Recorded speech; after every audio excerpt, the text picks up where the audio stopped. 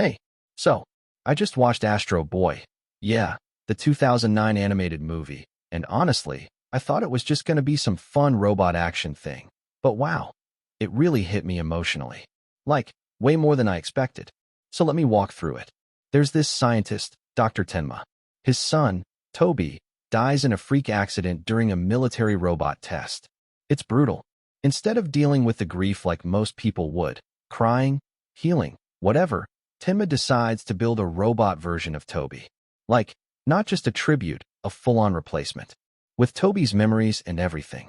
And this is where it gets deep. Because Tenma isn't just trying to rebuild his son, he's trying to undo loss. But grief doesn't work like that. You can't replace someone who's gone.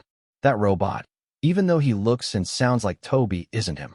Now, the robot, who later becomes Astro, wakes up and thinks he's just a regular kid. He remembers stuff. He's happy to see his dad. But then slowly, he starts realizing he's not who he thought he was. Like, imagine learning you're not even human.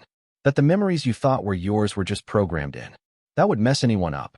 And then, the worst part, Tenma rejects him. Not because he's bad or anything, but because he's not exactly the same as his son. That moment broke my heart.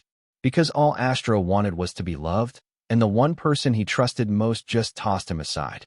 So Astro ends up getting blasted out of Metro City and falls to the surface. This junkyard Earth where all the outcasts live. And honestly, that's where the Real story begins. Down there, he meets orphan kids, rebel robots, and people who don't care that he's a machine. They care that he's kind, that he's brave, that he helps others. For the first time, he starts building his own identity. Not as someone's replacement, just as himself. That part really made me think. Because sometimes I feel like I'm just trying to live up to other people's expectations. Trying to be what someone else wants. But this movie, it kinda reminded me that being yourself is enough. Now the villain, President Stone, he's trying to weaponize Astro. Like literally. He wants to use Astro's peaceful energy core, called the Blue Core, for power. Stone represents control, fear, and basically the opposite of everything Astro is. There's this whole symbolism thing where the red core means destruction and the blue core means life. It's simple, but it totally works. The final battle is wild. Astro sacrifices himself to stop this giant killer robot, even though he knows it might destroy him. And that right there, that's real hero stuff. Not because someone told him to do it, but because he chose to. And yeah, he comes back to life, kinda like a second rebirth. But now, he's not Toby's replacement anymore. He's Astro Boy, a person who chose to care, who chose to fight, and who finally decided he didn't need to be what someone else wanted.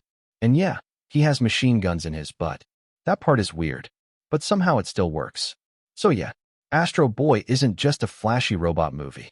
It's a story about grief, identity, acceptance, and choosing to live on your own terms. It made me feel more than I expected, and that's why I wanted to talk about it. If you've ever felt like you didn't belong, or like you had to live up to someone else's idea of who you should be, this movie might hit you too. That's it for now.